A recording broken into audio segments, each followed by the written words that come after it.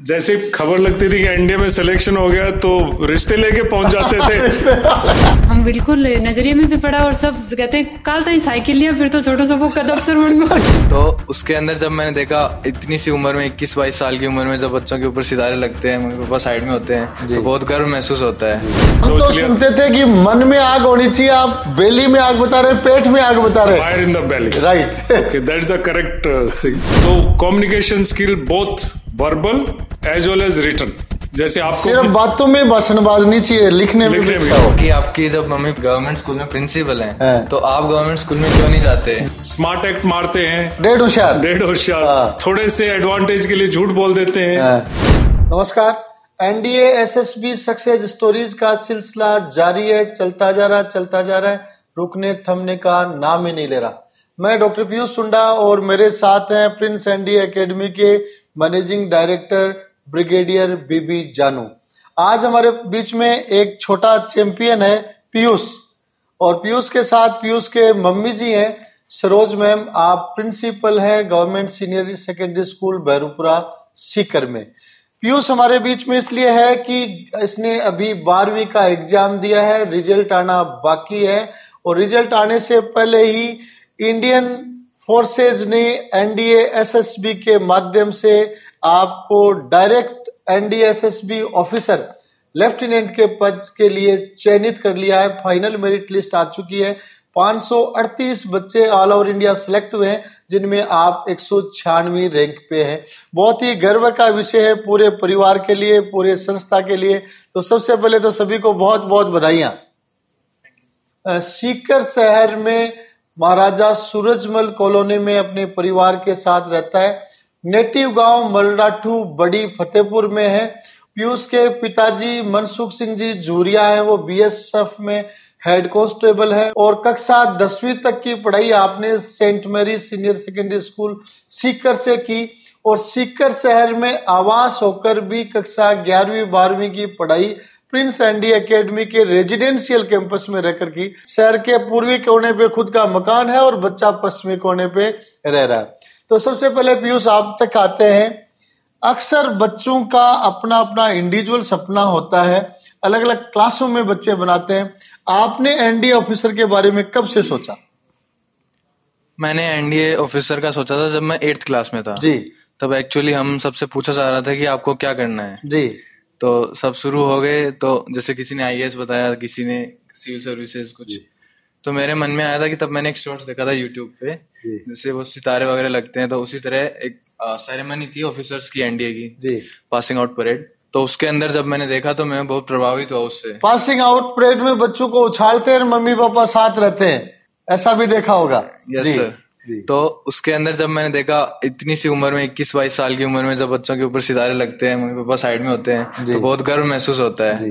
तो मेरे को लगा हाँ मुझे भी यही करना चाहिए, तो तब से मैंने सोचा। आज जाकर ये पता भी चला होगा कि 8वीं 9वीं 10वीं में जो सपने होते हैं वो इमेच्योर होते हैं, पता नहीं होता कि मैन ऑफिसर बनना टफ होता है। बिल्कुल, मेरे को पता भी नहीं था कि एसएसबी भी होती है जी। और उसके दिमाग में क्रेज था एनडीए ऑफिसर। तो मैं अगले क्वेश्चन में मैडम सरोज की तरफ चलता हूँ। और डेफिनेटली माँ बाप के लिए बच्चों की सक्सेस से बढ़कर कोई खुशी नहीं होती, और मदर प्रिंसिपल है और फादर बीएसएफ में है। अपन कह सकते हैं सामान्य सा परिवार है। सामान्य परिवार के बच्चे जब बुलंदियों तक पहुंचते हैं तो समाज में भी गौरव और गर्व अलग ही होता है। मैडम जी बताओ, कैसी फीलिंग हो रही है प्रिंसिपल मैडम? बिल्कुल अच्छी हो रही है। अखबार में काल परसों फोटो छपी, जहाँ सूचना लोग हम और फैली दिखी। बिल्कुल सब बधाइयां देने लग गए।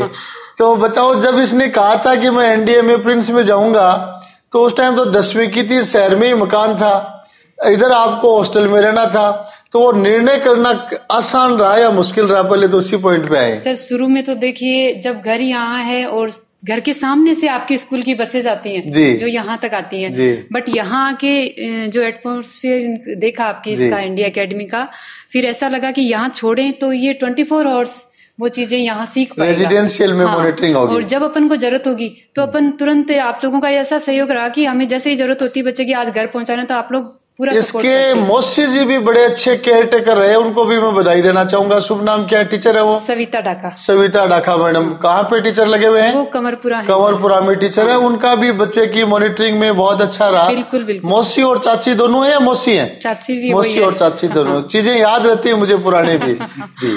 तो ब्रिगेडियर साहब, आपको बधाई देने के साथ आपके पास आना चाहूंगा। अगला क्वेश्चन आपकी तरफ। यहाँ तो बधाई का काम हो गया, अब क्योंकि इस वीडियो को बहुत सारे बच्चे देखेंगे, पेरेंट्स देखेंगे। एनडीए अफसर बनना बहुत लोगों का सपना होता है, but it's not a easy task.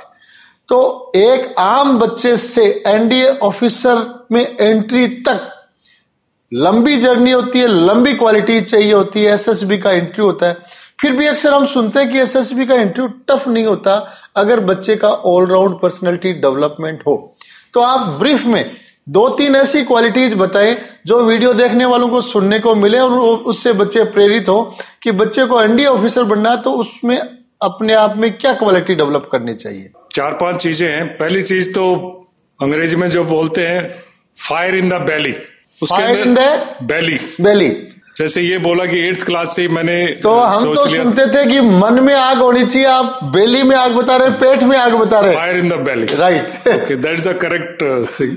वो जिसको अगर आप हिंदी में बोले तो जज्बा होना चाहिए। बहुत बढ़िया कि मुझे कुछ करना है। नंबर 2, फोकस रहना जरूरी है, भटकना नहीं है। राइट। हो सकता है कि पहली बार आपको सफलता ना मिले, दूसरी बार मिले, तीसरी बार मिले, but that focus should be there. जैसे अपने वो एक स्टूडेंट था सुमित जी, जो चौथे चांस में जाके सेलेक्ट हुआ है जी, तो उसने अपना फोकस नहीं छोड़ा कि मुझे तो जाना ही है। सिंगल टारगेट रखा, सिंगल माइंडेड डेडिकेशन जिसको अंग्रेजी में अगर मैं बोलूं तो। और सबसे अहम चीज है कम्युनिकेशन स्किल्स, जो अपने आइडियाज को अंग्रेजी भाषा में, सरल भाषा में समझा सके। तो communication skill both verbal as well as written. जैसे आपको सिर्फ बातों में भाषणबाज नहीं चाहिए, लिखने में भी अच्छा हो। जैसे अगर मैं बोलूं तो इंटरव्यूइंग ऑफिसर है, वो आमने सामने बैठ के 40-45 मिनट कैंडिडेट के साथ में वार्तालाप करते हैं, तो वो सिर्फ वर्बल है जी। Verbally the candidate should be able to express and tell his ideas, what he wants to understand, what he has understand. तो that is number 1। Number 2, psychologist is all written work. Psychologist will put you through various tests. उसको आपने कर लिया, अब वो जो पोथा है उसको साइकोलॉजिस्ट ले जाकर पढ़ेगा और वो आराम से उसके बाद 2 दिन है इवेल्युएट करेगा हर लाइन को, हर वर्ड को। So the importance of expression in written form, and दोनों अंग्रेजी में है जी। और तीसरा पॉइंट है जो कि ओवरऑल जो आपकी छोटी मोटी जो पर्सनैलिटीज को जब हम बोलते हैं और हम लोग उसको ऑफिसर लाइक क्वालिटीज में डिफाइन करते हैं, लेकिन कुछ नहीं है। झूठ नहीं बोलना, कोऑपरेट करना, ट्रूथफुल रहना, ऑनेस्टी रहना, to take responsibility of your actions वगैरह वगैरह, जो नॉर्मल चीजें होती है। जो बच्चा नॉर्मल ये चीजें करता है पॉजिटिव तौर पे, तो ये पर्सनैलिटी अपने आप डेवलप हो जाती है। लेकिन अगर आप स्मार्ट एक्ट मारते हैं, डेढ़ होशियार, थोड़े से एडवांटेज के लिए झूठ बोल देते हैं, your behaviour, your mannerism is not okay, तो ये जो पर्सनैलिटी है फिर ये भी ज्यादा मायने रखती है। एसएसबी के एकदम से आप चेंज नहीं कर सकते अपनी personality. Whatever you are, it will get reflected in the SSB. So that's why we want everybody here in the campus.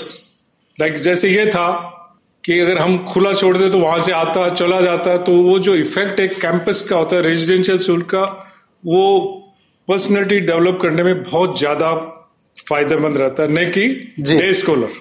तो बहुत ही बेहतरीन बातें ब्रिगेडियर साहब ने सिंपल शब्दों में बताई। बताने में बहुत सिंपल लगती है, वेरी सिंपल, लेकिन प्रैक्टिकली इन सब चीजों को अपने आप में ढालना और डेवलप करना इट्स नॉट इजी। इसलिए कहा जाता है कि एसएसबी बहुत सिंपल है, लेकिन सिंपल तब है जब वो जो गुण आपने सीखे हैं वो अपने आप पे डेली अप्लाई कर लिए। अन्यथा एसएसबी में सिर्फ किताबें पढ़ना, रटना, उससे रिजल्ट नहीं मिलता है। फिर क्वेश्चन की तरफ आते हैं, पीयूष की तरफ। पीयूष, इस इंटरव्यू को काफी बच्चे देखेंगे, तो सबसे मेन टारगेट एसएसबी होता है। तो आप अपने एसएसबी के इंपॉर्टेंट एक्सपीरियंसेस बच्चों के साथ शेयर करें ताकि इस इंटरव्यू को देखकर उनको आगे एनडीए ऑफिसर बनने में एक हिंट मिल सके, गाइडेंस मिल सके। तो बेसिकली मेरी एसएसबी 3 एफएसबी गांधीनगर में हुई 9 जनवरी को, और उसके अंदर पहले दिन जैसे स्क्रीनिंग होती है तो स्क्रीनिंग के लिए हम 150 थे जिन्होंने रिपोर्ट किया, और आउट ऑफ 150 जैसे स्क्रीनिंग के अंदर 2 टास्क होते हैं, पीपीडीटी और एक रीजनिंग वाला टेस्ट होता है। तो उन दोनों टेस्ट का कंबाइंड रिजल्ट आता है जिसके बाद में स्क्रीन आउट और स्क्रीन इन हो जाते हैं बच्चे। जैसे पीपीडीटी के दो सब कैटेगरीज होती हैं। पहली होती है जिसके अंदर अपन को स्टोरी लिखनी होती है, और सेकंड होती है जिसके अंदर अपन ग्रुप डिस्कशन होता है जी। तो बेसिकली एक ग्रुप डिस्कशन के अंदर लगभग 15 जने रहते हैं और अपने व्यूज अपन को रखने होते हैं। और screening is the only place where you have to be aware what is going on around you, क्योंकि अगर स्क्रीनिंग में आप चुप बैठे रहे तो आप पहले दिन ही बाहर हो जाओगे और आपका टैलेंट छुपा हुआ रह जाएगा। हाँ, आप अगर नहीं बोले तो लेकिन आप तो एकदम मासूम से बच्चे से लगते हो। और अगर कोई बहस करने वाला, आर्ग्यूमेंट करने वाला है, मैंने सुना हुआ आर्ग्यूमेंट अगर आपके सटीक नहीं है तो अभी स्क्रीन आउट आप इजीली हो जाते हो। हाँ वो तो है, बट वहां पे बस बोलना होता है। हाँ। जो आपने सीखा है, जो डेली लाइफ में जिया है, वो बोलना होता है। हाँ जी। अगले दिन सेकंड डे हमारा साइकोलॉजी था। इनफैक्ट एयरफोर्स में पहले दिन ही शाम को हो जाता है एयरफोर्स के लिए। हाँ। तो आप कुछ इंपॉर्टेंट क्वेश्चंस आप ऐसे बताइए जो आपको पूछे गए, जो आपको इंटरेस्टिंग लगते हैं और उससे बच्चे कुछ नई डायरेक्शन सीख सकते हैं। ऐसे कोई क्वेश्चन या इंटरव्यू का पार्ट है जिसके बारे में आप बताइए। जैसे इंटरव्यू में एक क्वेश्चन था, जैसे कि मेरी मम्मी जैसे गवर्नमेंट स्कूल में है जी, तो जो इंटरव्यूअर था वो एक पाजी थे जी। तो उन्होंने सत श्री अकाल पाजी। हाँ जी। तो उन्होंने कहा कि आपकी जब मम्मी गवर्नमेंट स्कूल में प्रिंसिपल हैं तो आप गवर्नमेंट स्कूल में क्यों नहीं जाते जी, आप प्राइवेट स्कूल में क्यों जाते हो जी। तो मैंने इसका आंसर दिया कि जैसे हिंदी मीडियम में होते हैं लगभग गवर्नमेंट स्कूल्स, तो मेरे को शुरू से इंग्लिश मीडियम में हूँ, तो अब मैं अचानक से अगर हिंदी मीडियम में जाऊंगा तो जो भी वहाँ चल रहा है मैं समझ नहीं पाऊंगा जी। तो इसलिए मेरे लिए यही रीजन है कि इंग्लिश हिंदी मीडियम का जो लैंग्वेज बैरियर है वो रहता है, उसके कारण आपको इंग्लिश प्राइवेट में पढ़ना पड़ा। राइट। वहाँ ये देखा जाता है कि किस सटीकता के साथ आप ट्रुथफुल जवाब दे पाते हैं। प्लस एनडीए के लिए SSB the language is English is private language. बहुत अच्छा। कुछ और इंटरेस्टिंग क्वेश्चंस बताएं। तो जैसे मेरे फादर बीएसएफ में है तो एक क्वेश्चन इंटरव्यू में एक और पूछा गया था कि अगर आपके फादर बीएसएफ में तो आपने बीएसएफ का कोई फॉर्म नहीं भरा जाने के लिए, आपने एनडीए का भर दिया। तो मैंने कहा एक्चुअली मेरे को फ्लाइंग ब्रांच में जाना था एयरफोर्स के। तो उन्होंने कहा क्योंकि बीएसएफ के अंदर फ्लाइंग ब्रांच होती नहीं है एयरफोर्स, तो उनके अंदर अपन उड़ा नहीं सकते फाइटर एयरक्राफ्ट वगैरह। तो उन्होंने कहा अच्छा। फिर एक क्वेश्चन था कि जैसे मैंने प्रायोरिटी थी मेरी सेकंड नेवी थी और 4th नेवल अकेडमी थी। तो क्वेश्चन था कि आपने सेकंड पे नेवी और 4th पे नेवल अकेडमी क्यों, मतलब 3rd पे पढ़ते थे नेवल अकेडमी। तो मैंने जो आंसर दिया था वो सिंपल सा था कि अगर अपन 3rd पे नेवल अकेडमी पढ़ते हैं तो नेवल अकेडमी क्या है, एनडीए के अलग है। तो एनडीए में जाने के 3 ही तरीके हैं, एयरफोर्स है, नेवी है और आर्मी है। तो नेवल अकेडमी तो मैंने इसलिए 4th भरा जी। पहला टारगेट एनडीए है इसलिए उसमें 3 ऑप्शन है। राइट। और नेवी इसलिए मैंने 2nd भरा क्योंकि नेवी के अंदर भी फ्लाइंग ब्रांच है जी। तो उड़ने का ज्यादा शौक है आपको। फाइटर एयरक्राफ्ट है। Yes sir. और इधर प्रिंस में उड़ने का मौका दिया नहीं, बांध के रखा जी। यस जी, उड़ा दिया। राइट। तैयारी कर रहे थे इतने दिन उड़ने की जी। बहुत अच्छा। और जैसे पहले दिन हमारा स्क्रीनिंग के बाद में हमारे ग्रुप बना दिए थे, तो 8-8 के ग्रुप थे। तो उसके अंदर जैसे हमारे ग्रुप के अंदर 2 सैनिक स्कूल के बच्चे थे, एक था सैनिक स्कूल बालाचड़ी का और एक था सैनिक स्कूल रेवाड़ी का जी। तो पहले दिन ऐसे लग रहा था हाँ कंपटीशन काफी टफ होगा क्योंकि हर ग्रुप से लगभग 1 या 2 वो ज्यादा टॉप सिंग लगे होंगे शुरू में आपको। हाँ, जैसे हमारे यहाँ भी बताया था कि पहले दिन जैसे बास्केटबॉल ग्राउंड बनता है, जैसे बच्चे अपना मतलब बताते हैं कि हम ऐसे हैं वैसे हैं, तो उससे क्या है दूसरे बच्चे थोड़ा अंडर कॉन्फिडेंट फील करते हैं जी। तो बेसिकली उसका बहुत ध्यान रखना पड़ रहा था वहाँ कि हाँ अंडर कॉन्फिडेंस। सामने कितना भी टॉप सिंग दिखे आपको उसको टॉप सिंग नहीं मान के अपने आप को कॉम्पिटेंट मानना है। हाँ जी। वो कहे तो आपको भी कुछ उसका जवाब देना है जी। तो जैसे जीटीओ हुआ उसके अंदर हमारे 8 जनों का ग्रुप था। तो उसमें क्या हुआ था कि जब जीटीओ ने ब्रीफिंग दी थी कि आपको जो रोप होती है उसको आप फेंक सकते हो, वरना अलाउड नहीं होता रोप फेंकना, आपको सिर्फ पास करनी होती है हाथ से। तो बीच में एक बच्चा था उसने मतलब कहा जैसे हम रोप फेंकने वाले थे तो उसने कहा नहीं हम रोप नहीं फेंक सकते। वो भूल गया था कि हम रोप फेंक सकते हैं, हमें बताया गया था। तो हम क्या हुआ वहां पे कंफ्यूजन हो गया बहुत ज्यादा। तो फिर जीटीओ सबकी तरफ देखने लग गया और उसने कहा कि नहीं मैंने तुम्हें अभी भी दिया ना, तुम जो कोचिंग लेके आए हो जो भी तुम करके आए हो उसको ध्यान में मत रखो। कोचिंग में रटवा दिया कि रोप नहीं फेंक सकते। हाँ, तो उसने वही समझ लिया। ठीक है, मामला वैसे ही हो गया जैसे आपने कोचिंग की सीट निकाली, ABCD 1 2 3 4 नंबर पे आंसर है और अगले ने उस आंसर की सीक्वेंस बदल दी, ऑप्शन दूसरा दे दिया। तो GTO ने ऑप्शन, बहुत ही इंटरेस्टिंग क्वेश्चन, GTO ने ऑप्शन दे दिया कि रोप फेंक सकते हो, हाँ। और बच्चे ने कोचिंग में रट लिया कि रोप नहीं फेंकी। इसीलिए वहां आपकी प्रेजेंस ऑफ माइंड चेक की जाती है छोटी छोटी चीजों से। यस, बताते रहे। इन group planning exercise which is the second task of GTO, उसके अंदर लोग अलग अलग रीजन दे रहे थे। मतलब जैसे हमारे उसके अंदर कहीं एक BSF का कैंपस था पास में ही, और एक इंजर्ड आदमी था। तो क्या करना था कि इंजर्ड आदमी को जल्दी से लेके जाना था। तो BSF का कैंपस जाने के लिए रास्ता था रिवर से, और जो दूसरा हॉस्पिटल था वो 35 किलोमीटर था, और BSF का कैंपस अप्रोक्सीमेटली 4 to 5 किलोमीटर था। तो क्या हुआ कि जैसे मैं था और एक जना और था, हम दो थे, मेरा चेस्ट नंबर 2 और उसका 5 था। तो हम दो कह रहे थे कि नहीं, इसको जो है अपन BSF कैंपस ही लेके जाते हैं, क्योंकि पास में पड़ेगा। इंजर्ड पर्सन, उसके बहुत ज्यादा खून बह चुका था। जबकि और जो बंदे थे वो कह रहे थे कि नहीं, हम इसे दूर वहां हॉस्पिटल में लेके जाते हैं, क्योंकि अगर इसको बोट से लेके जाएंगे तो और इंजरी हो सकती है। तो फिर क्या हुआ कि लास्ट में हमने मतलब काफी उसको बोला कि नहीं, हमें यही करना चाहिए, यही करना चाहिए। एक तरह से क्या हुआ कि मेरे को लगा कि मैं ज्यादा बोल गया, मतलब ग्रुप प्लानिंग एक्सरसाइज में बेसिकली आपको नॉर्मली बोलना होता है, मेरे लगा मैंने डोमिनेट कर दिया। तो फिर मैं इसी बात पे बार बार बोल रहा था कि नहीं, हम उसे BSF कैंपस लेके जाते हैं, बट उन्होंने फिर नहीं माना। तो लास्ट में फिर वैसे रिजल्ट भी यही आया कि वो उसको लेके वहीं गए हॉस्पिटल ही। बट मेरे को सेकंड टास्क के बाद ऐसा लगा कि नहीं, मेरे को ज्यादा नहीं बोलना चाहिए था, मैंने डोमिनेट कर दिया। बट फिर जैसे जस्ट मतलब कंसेक्यूटिवली होते हैं टास्क, अगला थर्ड टास्क था, आपने संभाल लिया आगे। हाँ, मैंने सोचा हो गया जो हो गया, अब आगे करते हैं, आगे संभालो। हाँ, तो बहुत ही अच्छी इंटरेस्टिंग बातें पीयूष ने बताई। NDSSB में किस तरह सामान्य चीजें बड़े ही अच्छे प्रेजेंस ऑफ माइंड से डील की जा सकती हैं। मैडम सरोज की तरफ फिर चलते हैं। मैडम जी, साहब तो BSF में ड्यूटी कर रहे हैं, सिपाही ही अब हेड कांस्टेबल बन गया, थोड़ा नीचे सैल्यूट वाला आदमी मिल गया है ना। लेकिन एक फौजी डिफेंस का आदमी का हमेशा मन में रहे कि टाबर अफसर बनना चाहिए, क्योंकि वो पूरी उम्र सैल्यूट मारे। जना मनसुख सिंह जी जूरिया साहब का ही कह रहे हैं बेटा की सक्सेस के बाद में, इन तो आप सैल्यूट लगा बड़ा ज्यादा मिल सी। हाँ सर, वो भी खुश है एकदम बढ़िया जी। I give example of my son when he got commissioned. He says first salute I'll want to give it to you. Ji. So I got that photograph भी मेरे पास है। तो मैंने कहा every child wants to give the first salute to the parents. बहुत बढ़िया, बहुत अच्छा। So and thereafter, especially a parent who is in the army, navy, air force or paramilitary forces or police, who himself is not in the officer cadre, he expects that his son should go ahead of him and become something, and he is always proud of achievement of his son. Because circumstances wise, during his time he did not get so many opportunities, so much of guidance, but he makes sure that the child gets the guidance and opportunity, and there's a desire for such type of parents for their children to go much ahead of them. जी, तो Saroj ma'am, next question आपसे है कि बेटे की merit list आएगी, अखबार में photo छप गई, तो कॉलोनी में जी पहले प्रिंसिपल आ जा, प्रिंसिपल ने भी तो सम्मान ही देखे से रिकॉर्ड करें, पर मैं थकाड़ी सरोजमहल कॉलोनी नवलगढ़ रोड पर प्रिंसिपल मास्टर भी बहुत थी। तो मेरिट में आया, बाद में NDA सिलेक्शन की खबर के बाद में लोगों का हाव भाव में, सम्मान में, बातचीत में, नजरिया में कोई फर्क पड़े हो गए? हम बिल्कुल नजरिए में भी पड़ा, और सब कहते हैं काल ताई साइकिल लिया, फिर तो छोटो सा वो कद अफसर बन गो छोटो साइकिल लिया घूमतो गली में। सारे अब पूछने आते हैं मैडम कौन सी स्कूल में पढ़ता है। जी जी।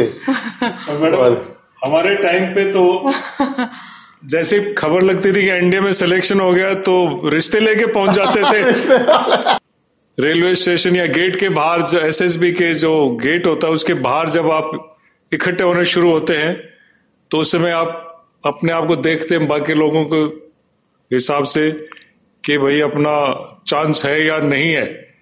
तो इसके बारे में कुछ बताएं, before they took you inside, फिर आपकी डॉक्यूमेंटेशन की, वहां का माहौल, ultimately this half an hour 1 hour before you appear for the IOR test is very important.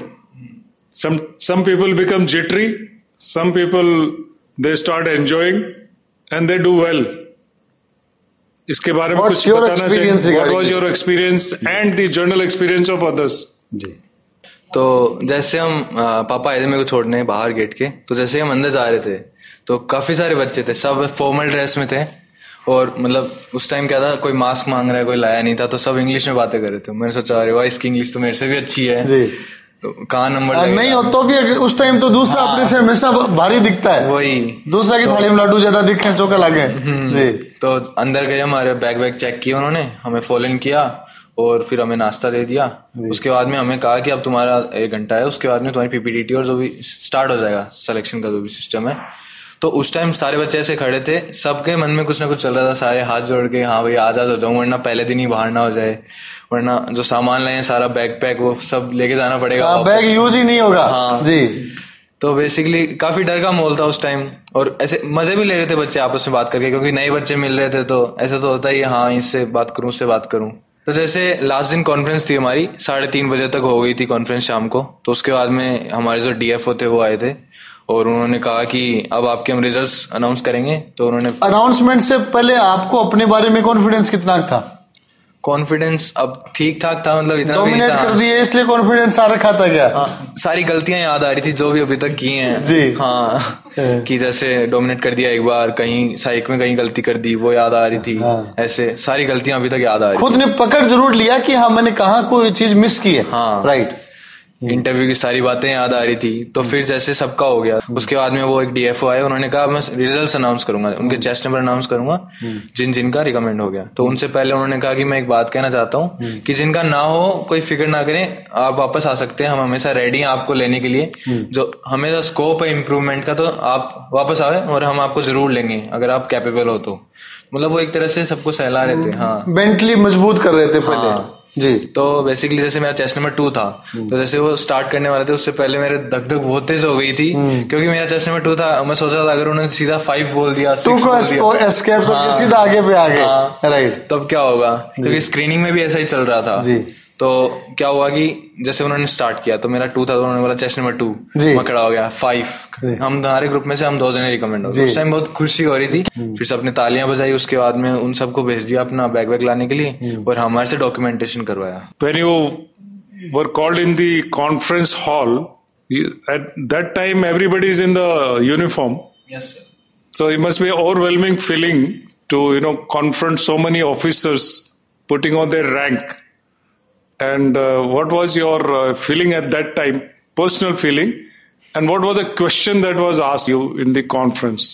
Conference sir, in the conference basically जैसे ही मैं एंटर किया, मैं पहले ही कहा था कि आपको मैगविन वगैरह कुछ नहीं करना, सीधा अंदर चले जाना है और एक खाली सीट होगी जिसपे बैठ जाना है और साइडों में से यू टर्न पे होंगे सारे ऑफिसर्स बैठे होंगे सारे ड्रेस में। तो उस एक बात और कही थी कि एक फ्लैग होगा, जिस भी ऑफिसर के सामने हो वही तुमसे बात करेगा और तुम्हें भी उसी से बात करनी है। तो जैसे ही अंदर बैठे तो एक मैम थी जिन्होंने मेरे से बात की, उन्होंने कहा गुड मॉर्निंग पीयूष, मैंने कहा गुड मॉर्निंग। उस दिन मैं सूट वगैरह सब पहन के गया था, तो मैम ने बोला you are looking good Piyush, तो मैंने कहा थैंक यू मैम जी। तो फिर मैम ने क्वेश्चन स्टार्ट किए। जैसे पहला क्वेश्चन मैम ने किया, अच्छा Piyush, so in your interview told us that you want to join Indian air force because you want to fly aircrafts. तो मैंने कहा यस मैम। तो उन्होंने कहा tell me any other 2 reasons.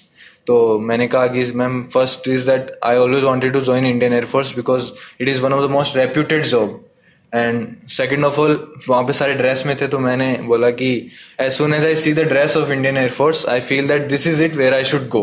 तो मेरे को लगा कि हाँ बस यही है बस जिसमें जाना चाहिए मेरे को, क्योंकि वो सारे ड्रेस में थे उस टाइम, तो काफी मतलब अच्छे लग रहे थे। Last question, last but not the list, Prince India academy में आपने 2 साल सीखा, जो चीजें सीखी उनसे अलावा वहां नया क्या क्या पूछा गया या नया क्या क्या एक्सपीरियंस किया गया? जैसे प्रिंस में हमें पहले रिटर्न की तैयारी कराई थी, उसके बाद में एसएसबी के लिए एक बैच आता चंडीगढ़ से जी। तो उसके अंदर हमें लगभग चीजें बताई दी थी, जैसे साइक का भी बता दिया था और जीटीओ बाहर करवाए थे बैदवान सर। तो बेसिकली नया कुछ नहीं था। इंटरव्यू तो इतना मतलब हमारे यहाँ ज्यादा हार्ड होता है बेसिकली, जो प्रिंस में जो इंटरव्यूअर आते हैं वो ज्यादा हार्ड लेते हैं। Commodore Manjeet Singh, yes sir, वो कहते हैं कि ग्रिलिंग करते हैं बच्चे के, नट बोल्ट कसते हैं अच्छी तरह से। तो वहाँ इतनी फिर दिक्कत हुई नहीं जी, आराम से चला गया। काफी मतलब मिलता जुलता सिस्टम था, क्योंकि एसएसबी सेम ही रहती है, क्योंकि जो हमारे आते हैं वो भी एक्स एसएसबी में रहे हुए हैं। तो ये सारी बातें हुई पीयूष से, जिसने हाल ही में एनडीए एसएसबी में रिकमेंडेशन और फाइनल मेरिट लिस्ट में पोजीशन हासिल की है। एक 12वीं क्लास का बच्चा जो 12वीं के रिजल्ट आने से पहले एनडीए में ऑफिसर के तौर पे सेलेक्ट हो चुका है। जैसे प्रिंसिपल मैम कह रहे थे, गली मोहल्ले में सम्मान, रेस्पेक्ट, माहौल ही अलग है। और पड़ोसी लोग कहते हैं कि छोटो सा टाबर साइकिल लिया भाग तो वो अब सरकना बन गो। तो ये सब क्वालिटीज बच्चे को 1 बाय 1 अपने में डेवलप करनी होती है। और अगर ये क्वालिटीज बच्चा 1 बाय 1 अपने आप में डेवलप कर लेता है, जो कि प्रिंस एनडी एकेडमी और प्रिंस सैनिक स्कूल में चल रहा है, तो निश्चित रूप से हर बच्चा इस चीज के लिए कॉम्पिटेंट बन सकता है। आगे फिर से एनडीए एसएसबी रिकमेंडेड स्टूडेंट से अपनी बराबर बातचीत होती रहेगी, जिसके माध्यम से हमारा उद्देश्य रहेगा कि एसएसबी में जाने के इच्छुक विद्यार्थियों को मार्गदर्शन मिल सके, वो अपना डेस्टिनेशन डिसाइड कर सके। राजस्थान ही नहीं, देश भर में प्रिंस एनडीए एकेडमी और प्रिंस सैनिक स्कूल है, वो एनडीए की तैयारी का एक बेहतरीन रेजिडेंशियल प्लेटफॉर्म बन चुका है, जिसमें क्लास 6 से 12 और 12वीं पास सभी विद्यार्थियों को डिफेंस से रिटायर्ड ऑफिसर्स, एसएसबी से रिटायर्ड जीटीओ, सहायक और इंटरव्यू ऑफिसर्स के नेतृत्व में तैयारी करवाई जाती है। तो फिर से मिलेंगे जल्दी एसएसबी रिकमेंडेड अन्य कैंडिडेट्स के साथ। नमस्कार।